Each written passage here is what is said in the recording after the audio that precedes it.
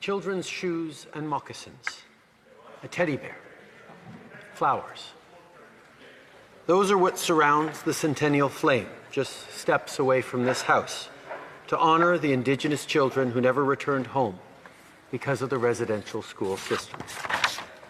Those tiny shoes should not have to be there, because children should never have been taken away to those so-called schools, places where they were separated from their families and their communities, places where they faced terrible loneliness, places where they suffered unthinkable abuse. Today, some of the children who were found in Kamloops and who have yet to be found in other places across the country would have been grandparents or great-grandparents. They would have been elders, knowledge keepers, and community leaders. They are not. And that is the fault of Canada. Notre pays a manqué à son devoir envers les centaines d'enfants enterrés près d'un ancien pensionnat autochtone à Kamloops. Notre pays a manqué à son devoir envers leurs familles et les communautés auxquelles ils ont été arrachés. Et notre pays a manqué à son devoir envers chaque enfant qui a subi les injustices de ces terribles institutions d'un bout à l'autre du pays. C'est ça la vérité. Et c'est ça où on ne peut pas fermer les yeux et faire comme si de rien n'était. Mr. Speaker, what we know is that the discovery in Kamloops is part of a larger tragedy, and that from coast to coast to coast, many children forced into the residential school system disappeared without a trace. We know that the harm caused by the legacy of these institutions plays out today in the intergenerational trauma so many families must deal with.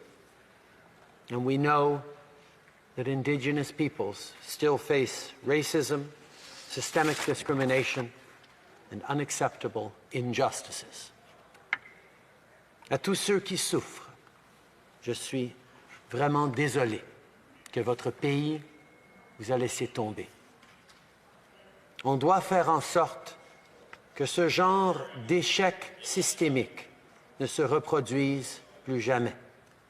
Les survivants, les familles et les communautés doivent être au cœur de tous les efforts visant à réparer les dommages causés par les pensionnats.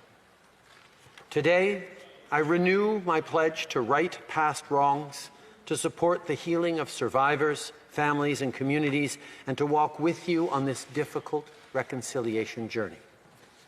Mr. Speaker, the residential school system was only one piece of a larger colonial policy designed to erase language and culture, to assimilate Indigenous communities so that they no longer existed as distinct peoples. We recognize that, and we are committed to addressing that.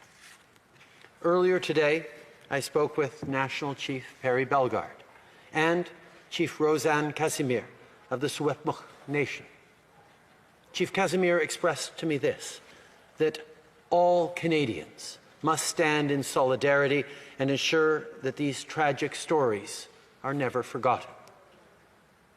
And as I told her and the National Chief, we are here as a partner to move forward on what communities need. As we continue to implement the Truth and Reconciliation Commission's calls to action, we have put in place the legislation and support for Indigenous communities to revitalize and strengthen Indigenous languages and culture. This is about ensuring that every First Nation, Inuit, and Métis child grows up proud of who they are. Monsieur le Président, on ne doit pas oublier les leçons tirées du système de pensionnat autochtone. On doit se souvenir de ce terrible héritage et, jour après jour, on doit s'efforcer de faire mieux. On réitère notre engagement à aider les communautés à retrouver leurs enfants disparus. Saying sorry for the tragedies of the past is not enough. It is not enough for the children who died, for the families, or for the survivors and communities. Only with our actions can we choose a better path. And that is what our government will always try to do. Miigwech, masicho, gila kasna, kininasku mutino, dinashku mitino, nakumik. Thank you. Merci.